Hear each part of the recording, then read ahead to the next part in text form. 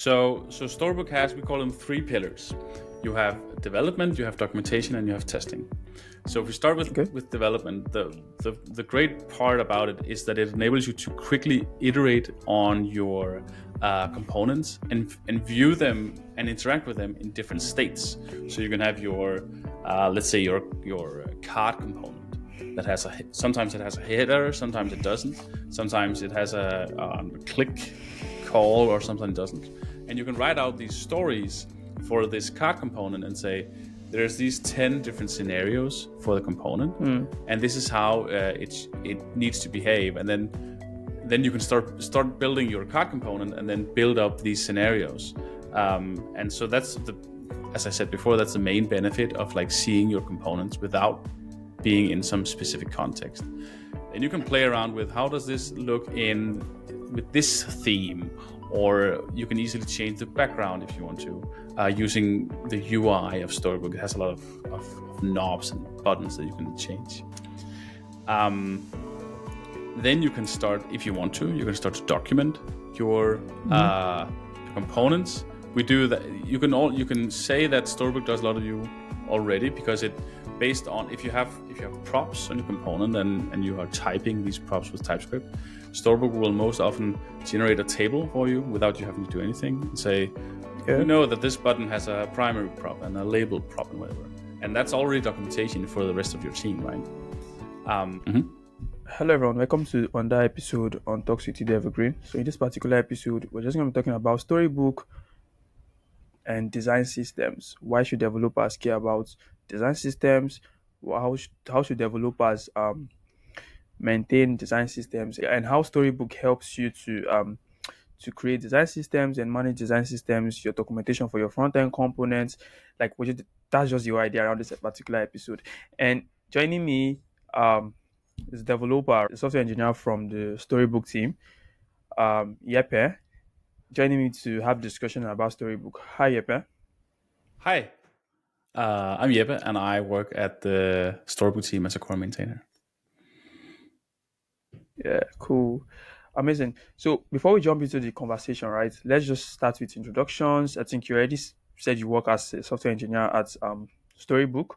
So like, what's your day-to-day activity like at Storybook? So in the Storybook team, we have some projects, some long-running projects that we're always working on, and that's mostly where my focus is on basically writing code. And then there's a lot of open source engagement as well. We have a lot of PRs from community members and issues that we are working with. So it's a balance of the open source community and then working on the projects that we feel is important. Amazing. Okay, quickly jumping right into Storybook. So what is Storybook, and why should developers care about learning about Storybook? Yeah. So Storybook is a tool for building your UI components in isolation. So usually when you're building UI in any shape or form, you often separate it into components with React or Angular or whatever. And if you do that directly in your application, you will have your components in the app. And then when you need to view the component in a slightly different way, you have to change up how the app works, right? But with Storybook, you can say, I just want to focus on this specific component in isolation, and then start developing on that. And then once you're done with a component, then you can bring that into your application. It'll work the same way. So it's basically a way to isolate your development flow into what you're focusing on at the moment. Okay, cool. So thinking about Storybook. So are you gonna recommend it to a solo developer, or is it mostly used in like a team, a very large team of developers? I think it can be used on all the levels. It's more probably about the maturity of the project, where many people are using Storybook as a way to document your components. So you have your button component, and you in Storybook you write a few docs, or you share it with your teammate to say this is how you can use the button, right? But you can also use it just for the development purpose alone. You don't have to write the docs, so you don't have to use it even for documentation. You can just use it for, I want to see what my component behaves like in isolation, and that's fine for solo developers. Well, it probably doesn't make sense if you're building a prototype or if you're really rapidly developing on a new cool idea. But as you get further along, then having this storybook setup can help you, no matter if you're one person or if you are 200, I think. Okay, amazing. So what's the easiest way to get started with Storybook, right? So So looking at you will have yeah, your existing application. I guess you'll have a, let's say, a Next.js application. And if you want Storybook, you run the command called npm space create space Storybook, and that will initialize Storybook into your application. It will set up all the configurations. It'll install all the dependencies for you, and then you will have a very basic Storybook setup. And then from there is where you want to write what we call your stories, because you're writing code that signifies how is this component supposed to behave, and that's what we call stories in Storybook. That's the best way to get started. There's docs to help you get started, which is probably easier to read than hear what I'm saying. cool. So thinking about Storybook again right now, and design systems, right? Hmm. So are you gonna say Storybook and design system, like how do they work hand in hand? Are you saying, okay, you're documenting your components, and let's say for example you're just using them for documentation or the documentation purposes? Are you gonna say those are already a design system, right? Uh, well, I think a design system is many things, especially to many people. A storybook can be one part of the design system, but it's not the whole story at all. Um, a design system starts with the designers that Yeah. uh, that define like the overall branding and language of your product, the sizes and the colors, and how it all behaves together. That's basically the designers that come up with that, right? That's usually done in Figma or Penpot or something. And then when the engineers take that design system and say, okay, now we need to have some components for this, so we can actually use this in code. That's probably where Storybook comes in, and enables them to build the UI separated from the application, if that's what they want from the design system. So Storybook is one part of it. It's not the only part of the design system. Yeah. Okay, cool. So what are the benefit of using Storybook, right? I think if I could take a top of my head right now, because before now I've gotten to like use Storybook in a team, right? Using it to like document existing components and also new components that were coming into the project. So what are the benefits? Let's just talk about the benefits of using Storybook in a team. So Storybook has, we call them three pillars. You have development, you have documentation, and you have testing. So if we start with development, the great part about it is that it enables you to quickly iterate on your components and view them and interact with them in different states. So you can have your, let's say, your card component that has sometimes it has a header, sometimes it doesn't, sometimes it has a click call, or sometimes it doesn't.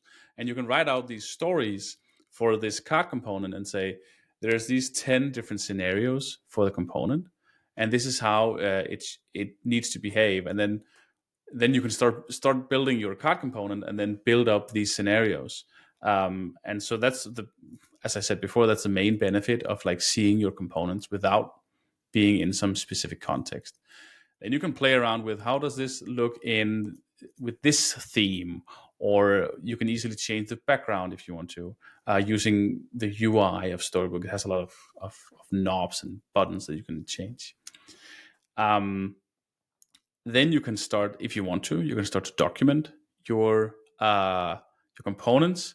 We do that. You can say that Storybook does a lot of you already, because it, based on, if you have props on your component and you are typing these props with TypeScript, Storybook will most often generate a table for you without you having to do anything and say, we know that this button has a primary prop and a label prop and whatever. And that's already documentation for the rest of your team, right? But you can also write text and write an MDX file markdown with React in it, where you can write even more about your components if you need to. And then finally, you can write tests for these components. Hmm. Um, so usually, end-to-end tests is often done with Playwright, where you test your whole application, but it can be Yeah. flaky to test a lot, and it can also be slow to test a full application. So in Storybook, you can write tests specifically for your components, for your stories, and and it works in the same way, except that it runs in the browser. So you have a button component, and then you write a test that says, click this 10 times and expect this thing over here to have changed or whatever. That could be a test, right? And these tests, they run in the browser. So you can take that storybook and build it and upload it to Netlify or Chromatic or whatever, and then share that with a teammate and say, hey, this is the test I wrote. Here's how it behaves. And that's a really strong feature of storybook testing, I think, is that you can actually share it with everyone else for them to interact with it. Yeah. Where Yeah. usually when you have unit tests or whatever, it's a log output in a CI and it's just text that says this is what happened, and it's really hard because UI is visual, and Storybook is really the visual way of doing this. So those were the Okay. Cool. three main benefits of Storybook. Yeah. Yeah. Amazing. Amazing. Cool. So I think it makes a lot of sense, right? I think what's really interesting about it is the testing part, right? And getting to test each component in isolation makes a lot of sense. Yeah. Cool. So um speaking about the setup for Storybook, right? I got to write Storybook like 2 years ago or a year ago. Mm-hmm. I don't know if the setup has changed like before then and now, right? Or then and now. So as the onboarding process been improved, because I remember then there was a lot of issue I had to like configurations, right? When trying to set up Storybook, there was a lot of issues. I was getting bugs and stuff like that. So as the onboarding process been improved, like what has the team been up to? Yeah. Uh, it depends on really on when you're talking about, but for the past 2 years at least, we've done a lot of improvements to Storybook, the architecture in general, which Okay. we've heard from the users have really reduced a lot of these pain points of setting it up Hmm. and getting it to work with different frameworks or whatever. So right now we have a lot of focus on making it seamless with the major frameworks out there like Next.js and SvelteKit, and Okay. and but there's still some work to do if you need to add like Tailwind support or some other GraphQL library that you're adding. Then you need to add a bit more add-ons and stuff to make that work. Um, for React specifically, we have this onboarding flow that starts up when you start Storybook for the first time, where it shows you these are the UI elements. Here's how you click. Here's how you navigate and stuff. And we've got a lot of great feedback from that. Um, but I was at a conference in Barcelona a few months ago where the message was really like, for the past 2 years, you took Storybook from being meh to being great. And so that's really the messaging we're hearing at the moment. Yeah. Yeah. Amazing. Amazing improvement. So speaking about more developer centric questions, right? Um, Developers, they mostly have this pain point, right? Because they have this pain point where as they're writing stories, right? Because I think each of the component or you trying to document the component in Storybook, they are all called stories, right? So as you're writing a story, right, and that particular application grows and you have more components. So what are the best way to optimize your, what should I say, your stories so it doesn't slow down on large projects? I think there's great many ways to structure your application and your components to make it great for testing and for writing stories. One thing that I often say is that we still recommend people split up their UI into it's called the presentational components and the container components, where so You will have like the presentational component is the leaf component. That's like it's only concerned about styling and rendering and having the right DOM structure. It doesn't care about data at all. All the data it takes from props. And that's really easy to write stories for because you don't have to mock out a fetching layer or whatever you do, right?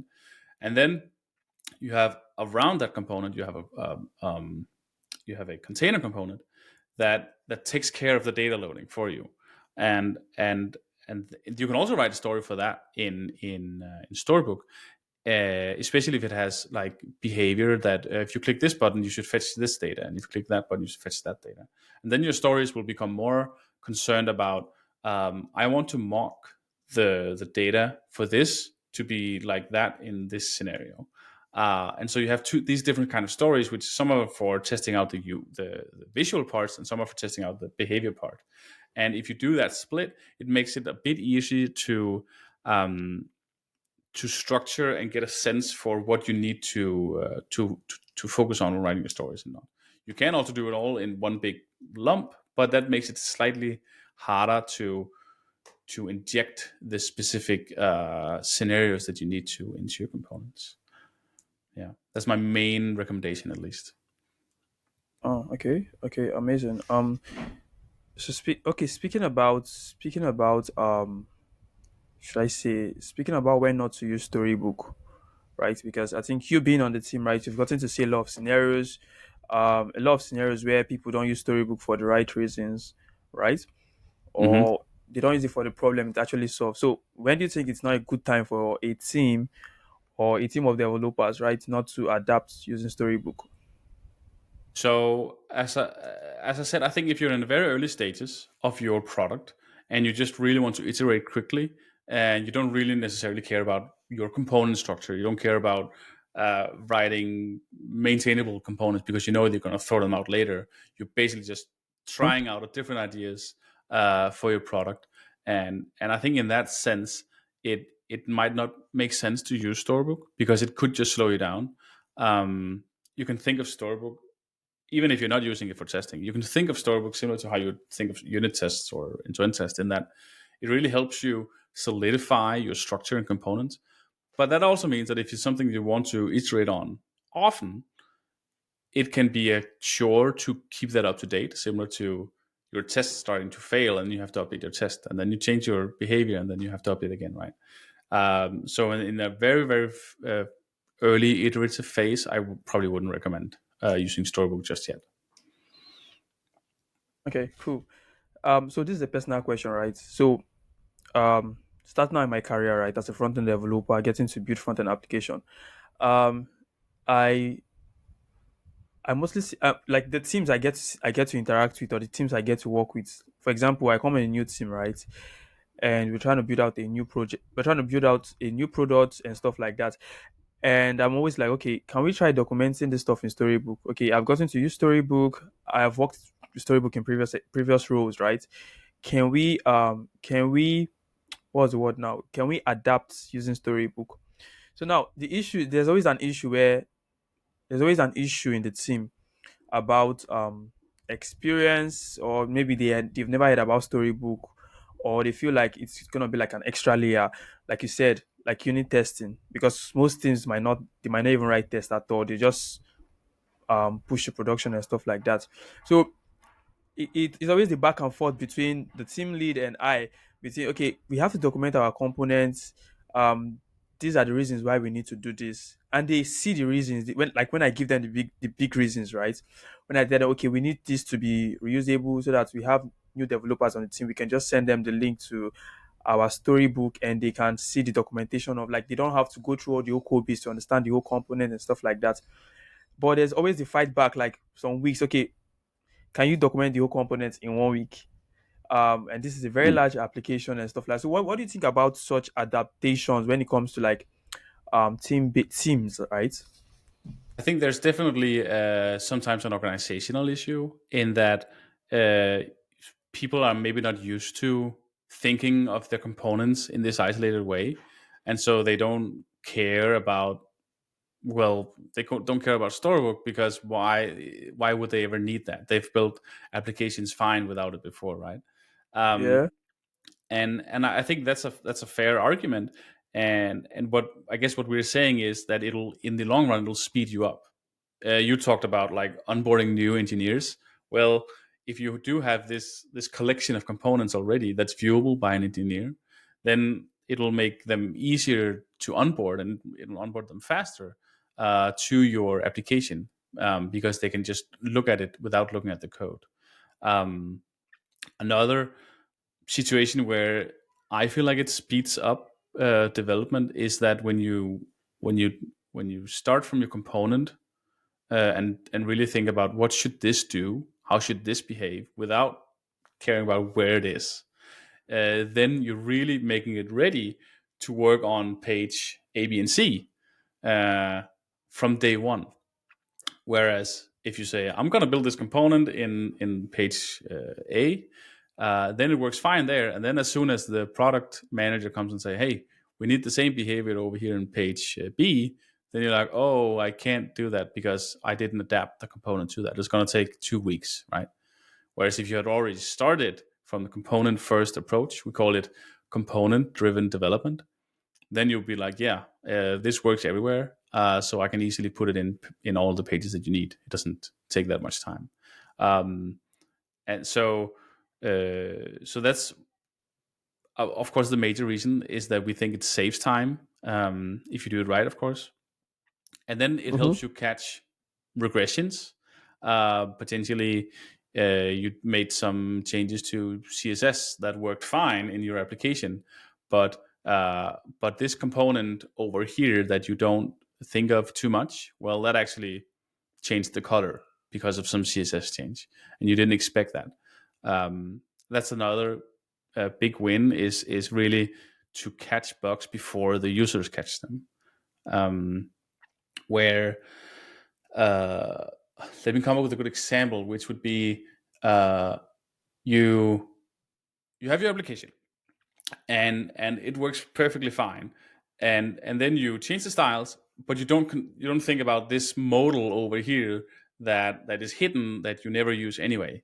Uh, so you don't realize that that modal is actually broken now because you changed the color.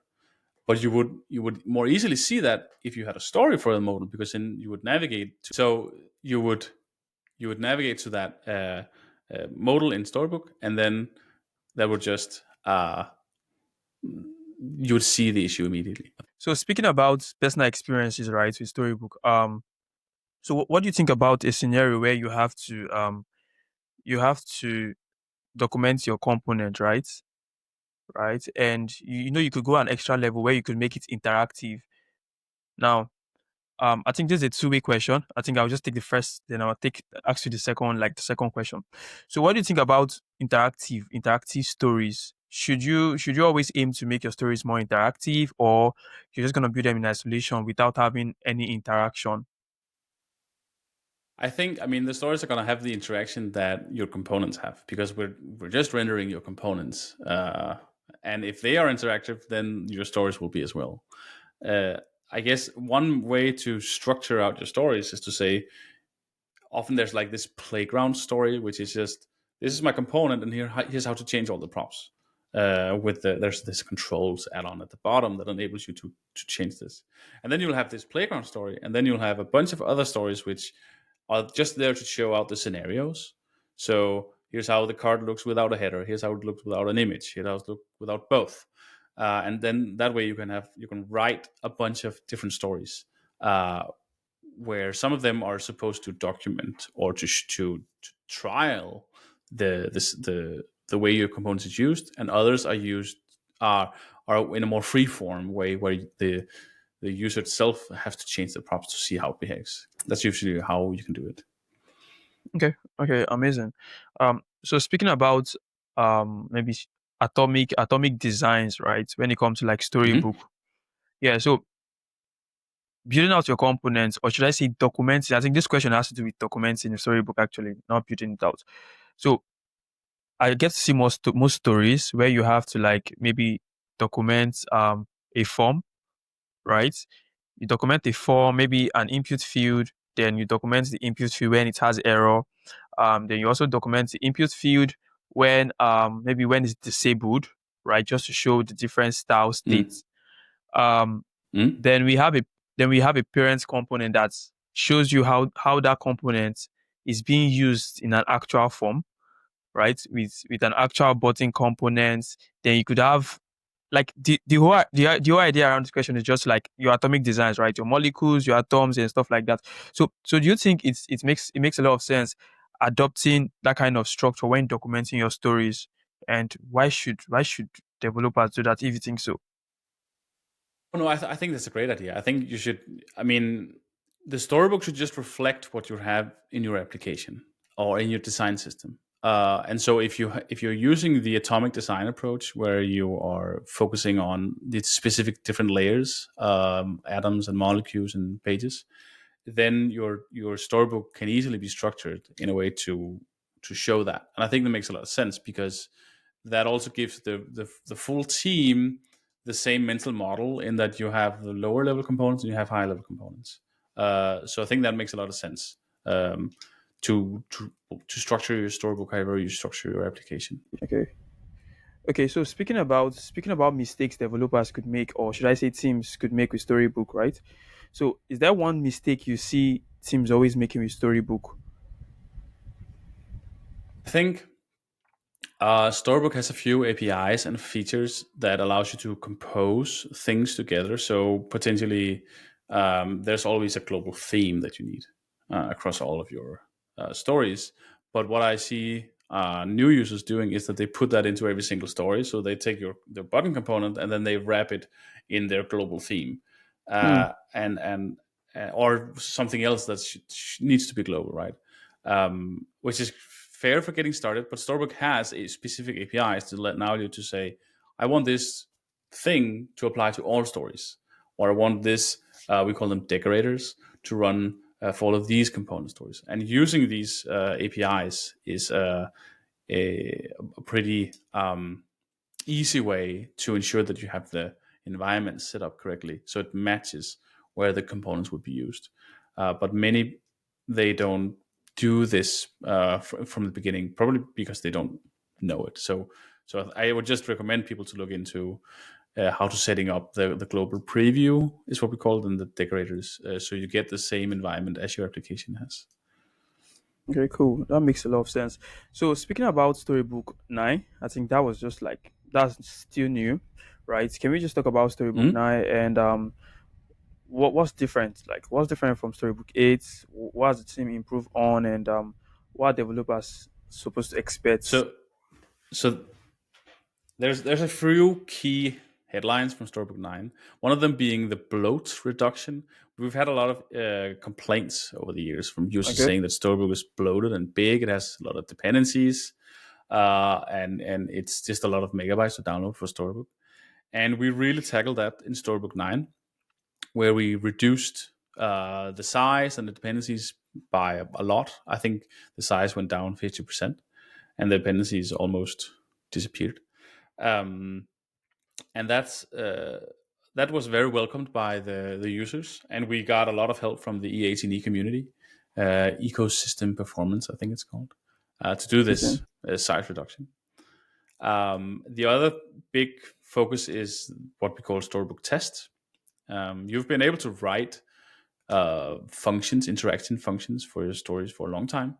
But with Storybook Test, we are making that useful in a CLI environment as well, and integrating it with VTest. So the way it works is that now you can run when you open the Storybook UI in Storybook 9, there's a and you have the VTest add-on installed. There's a small play button in the button that allows you to quickly see if all the stories are passing your component tests. So they'll get a red or a green dot in the side, right?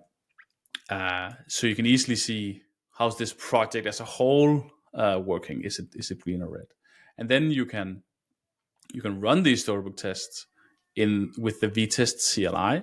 So you just do npm run vtest, and that way you're running all the stories in in the CLI, or you can even put that into your CI environment. Say, now I'm actually testing the whole story suite, and that's a big lift for. It's great. It's not just for design systems. It's also great for if you're using Storybook in your application or in your product, where you don't necessarily care too much about documenting your components. It's more about setting up these flows or scenarios and like the checkout component, and writing a test for that, and then running that test in CI has gotten a lot easier in Storybook 9. Amazing, amazing, amazing improvement. I think while going through the documentation, right, and like you said, 50% smaller than the previous version. That's a lot of improvements. Great, great, great work from the storybook team. Um, so speaking about namings, right? I think that's another pain point for me personally, right? When writing out stories. So are they best practices for like namings and architecture when building out your stories, right? So I mean, the easiest thing is to name after your components. So if you have a button component that is within a folder called atoms, then the high level title of that file should be atoms slash component slash button, and then each story should be named after what it represents. So this is the button in the primary state, or this is the button when clicked 10 times or whatever. I think really just try to name it in such a way that it's easily to see uh, what that story represents in terms of the UI. Okay, amazing. So what's next for Storybook? What should developers expect in the coming months? And is there any improvement coming to version 9? What's next? So we're continuing our work on improving Storybook test. I think what we released now is what we call version 1, but we know that there's a lot of improvements to make to Storybook test that we are continuing for the next month or even half a year.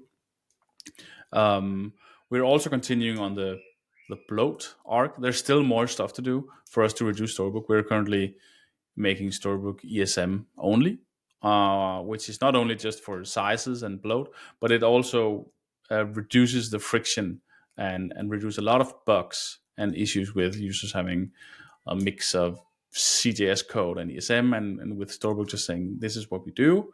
It's a lot easier to align for that as a user as well. Um, so those are some of the highlights that we have planned now. Um, I think it's mostly from a user perspective. It's about the testing aspect. There's also some explorations into supporting React server components and how that can work in Storybook. So a lot of interesting Yeah, things coming. amazing, amazing. Can't wait for the update. So speaking about so Storybook is open source, right? Mhm. Yeah. 100% open source. So developers could maybe, I don't know, contribute and stuff like that to the repo. Amazing. Um, okay, okay. So just one personal question for you, right? So if you, let's say for example, you're getting to build Storybook from scratch today, what will you do differently? Ah, a lot of things. I would probably. I mean, so what? One thing the Storybook does today is that it renders everything on the client. So there's no server side stuff at all. Okay. It takes your component and renders directly in the browser, which is great because then you can build it statically. You can have these files that you upload to Netlify with your Storybook, and that just works, right? But I think if I were to start over today, I would probably go server first, similar to what you're seeing in SvelteKit and Next.js and Nuxt and all these other meta frameworks, and try to support that from day one, because we're really seeing some users wanting to see how their components behave on the server, and that's really hard to support in Storybook because everything goes to the client first. That's probably the main thing that I would have changed from Storybook if I could. Okay, amazing. So speaking about resources of to learn Storybook and developers getting started with Storybook. So are there any resources you're gonna recommend? any resources online, maybe courses and stuff for the developers that want to get started with Storybook today? I would just recommend reading the docs. Honestly, they are great, and there's a lot to cover. Mm-hmm. There's also some introduction tutorials on the Storybook doc site, and they really just help you get started. We do have some videos, but they are a bit outdated, so they might not help you get started with the latest versions today. I'll just recommend going through the Yeah. docs. There's great getting started. It's explained in an easy conceptual way, and then try it from there. Essentially, there's a lot of different things you can do with Storybook, and maybe you need it for docs, maybe you need it for testing, maybe you don't care about any of that and just want it for the development part. And so it's really about figuring out your path and what you want to do with Storybook, and then diving into those documentation sites. Yeah, that makes a lot of sense. I think most of the resources out there are like you said, they are mostly outdated, like from previous versions, right, of Storybook. Mm. Amazing. Cool. So I think we've like come to the end of this particular episode on Storybook. We've talked about Storybook, how Storybook help teams to build components in isolation, how you could use this for testing, how you could use it for documenting your components, and the general idea around Storybook. And we mostly touch different scenarios, right? With Storybook in different teams, and also get to hear from the expert, right, that gets to work on Storybook every day.